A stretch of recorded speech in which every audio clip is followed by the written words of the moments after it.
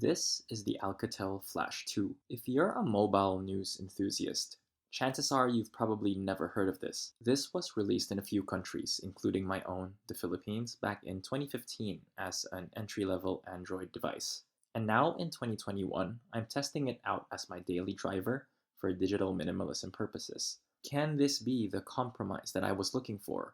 Having modern smartphone amenities like a usable camera while being old and slow enough to not tempt me to overuse my phone? Let's find out.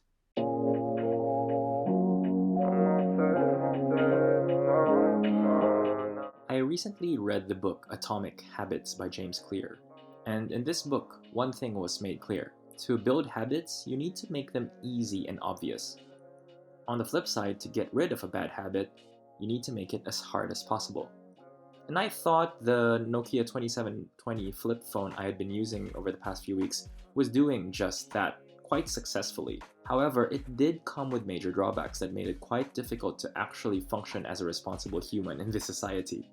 The most glaring issue with the 2720, and this might be super niche for my city in Sydney, is its inability to read QR codes, which just causes hell for everyone around me. The people behind me can't wait to get in.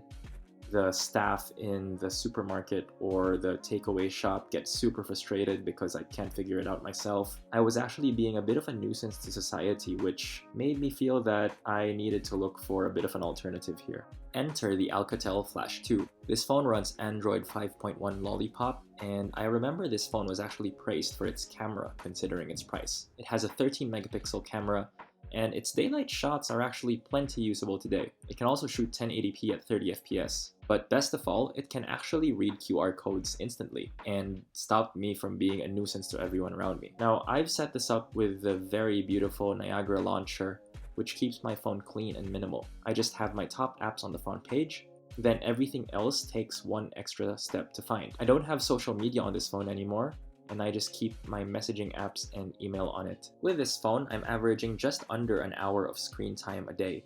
That means I can usually go to 1.5 to 2 days without charging. Pretty impressive for a phone whose battery is 5 years old by now. One thing though I don't miss about this era are charging speeds, and this phone takes forever to charge, so basically I just charge it overnight. All in all, I'm pleasantly surprised by how usable everything still is. Sure, there are some apps that aren't supported anymore, and everything's just a tad bit slow, but it's much more modern and usable than my Nokia 2720 Flip. And for my needs, it has everything that I would probably need from it. If you were to use it as a daily driver for less minimalist purposes though, I don't think this can work unless you install custom ROM. Few apps aren't supported anymore, and I wouldn't describe this as a smooth experience. I'm sure if you really did want to test out this phone's full capabilities in 2021, you could probably find a good custom ROM and test it out yourself. But that's not something that I did because I didn't really need to for my purposes. My end goal is still eventually transitioning back to my original smartphone on iPhone 8 Plus, as I do think I'm just making myself more inefficient without having all the modern tools that a smartphone has. But hopefully, since I've trained my brain to not look at my phone every 10 seconds, I can limit my usage here. At least I do know that if I do start relapsing back into old habits, I can always pop my SIM card back into either my flip phone or my Alcatel Flash 2. And maybe this is something that's just going to be necessary for me, like a bit of a digital detox every few months. Now for my next video, I'll show you how I'm managing my transition back into a modern smartphone. So be sure to subscribe so you don't miss out on that. And I do think that a lot of you out there would have an old Android device in their drawer from a few years ago. And hopefully this inspired you to maybe give this a shot.